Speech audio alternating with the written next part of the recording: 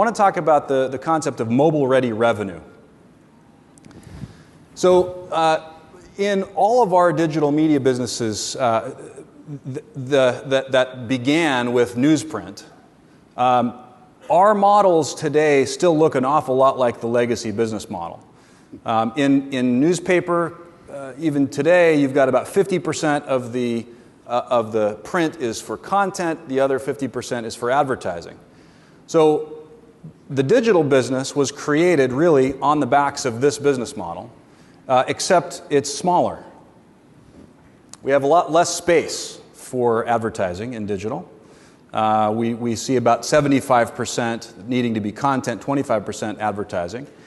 And what's happening now is that space is getting smaller still, and also less valuable, with CPM rates significantly lower than desktop. And so you've really got an order of magnitude problem. Just some simple numbers: 100 million page views a month or a year, 4 ad units per page, $5 CPM, that's $20 times the 100,000 is $2 million per whatever time period you're looking at. In mobile, that same 100 million page views is a lot less valuable. You're probably going to only be able to run 1 ad unit per page, maybe less than that. At a lower CPM rate, gives you really an order of magnitude less revenue from the same engagement of a consumer. That's a big problem. Wall Street Journal, others, we all have heard this. Mobile revenue is not growing nearly as fast as audience is growing. Why is that happening? Well, the model we built for a print newspaper, or for TV, frankly, isn't fitting onto that little device. And so it really requires a rethinking of what the business model is for that device. So we look at overall DDM digital revenues and divide it in 2 buckets. Display revenue, which is highly disruptible by mobile, and this other set of revenues called mobile-ready revenues. And what you see here is that overall revenue since 2010, when we launched DDM, is growing by more than 30% a year. Display revenue is growing consistently, but this mobile-ready part of the business is growing even faster. So I asked the question to you, what percentage of your digital business is mobile-ready?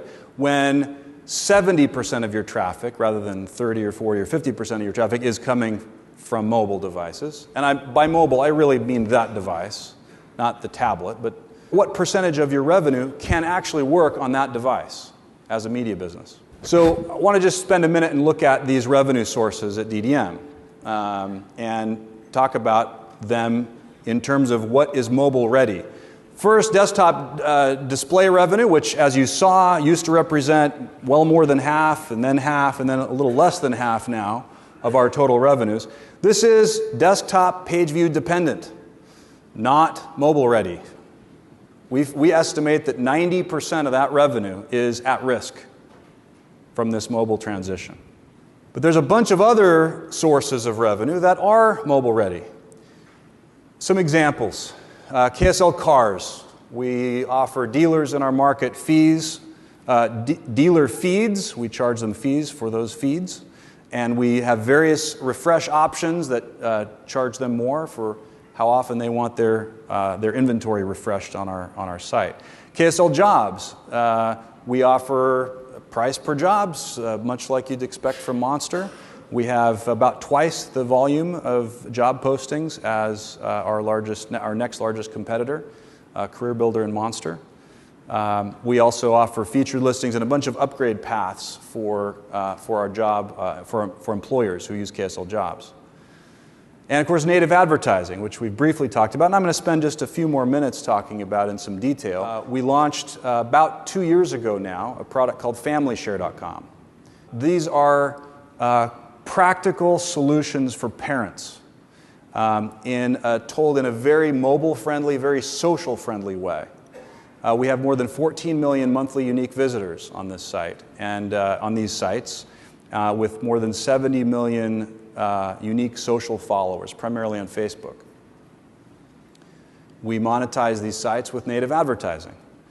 We charge fees for articles that we produce with advertisers, and we then also charge them for promoting that content socially on Facebook and other social platforms. We've had some great success in the early going, landing some great clients, and this product is an example of finding that global maximum that Clark was talking about beyond that local maximum that causes so many local media organizations to be myopic. I just want to share some metrics of how we think about our native advertising solutions. So on average, we generate more than 500,000 impressions in our homepage queue. A greater than 2% click-through rate for these native pieces of content in that queue. More than 10,000 article viewers per post. Almost 2 minutes time spent engaged on these individual native advertisements. 71 social shares per article. Now these last two, I think I highlighted because they happen to be so close, almost equal. The average native ad article view is over 13,000, which is almost equivalent to the average editorial article views that we see. How is that possible? How does that work? This suggests that consumers are actually interested in reading this content. I want to think just for a second now about pricing and packaging of native. So the numbers I just showed you suggested 13,000 page views on average for one of these native stories on KSL.com. To get that same 13,000 engagements with a brand in the form of a click-through from a banner ad, how much display media would you need to buy? So let's just assume a pretty good click-through rate of 0.1%. That's a pretty strong click-through rate, as most of you know. That's 13 million impressions that you need to buy to get 13,000 engagements. Assuming a $3 CPM rate, that's $39,000 in comparable display value. We don't charge $39,000, by the way, for a single native ad. It's a lot less than that. We can deliver significant value for a client with native advertising than we would with display. Our packages for native include creating the content in partnership with the clients. We post those or publish those articles. In some cases, we charge additional dollars for social promotion of the content. And the client gets access to the content that they can use in other venues. And what we've seen is that some clients will post this content on their own social channels. And what we're finding is that our reach, the engagement we create for that client is significantly higher than what they can get on their own. Clients need us as publishers to reach an audience for them. So a few things we've learned about native, just as a summary. Number one, do not blur editorial and sales. Keep them separated. Critical to do for lots of reasons. Be transparent. Clearly label native ads as advertising, as sponsored content. Create a clear and consistent ad policy related to all of these areas. What we've done, and we would recommend certainly, is to variabilize the content costs by using outside contributors, using freelancers. Building an entire team is recipe for disappointment, for boards, for investors.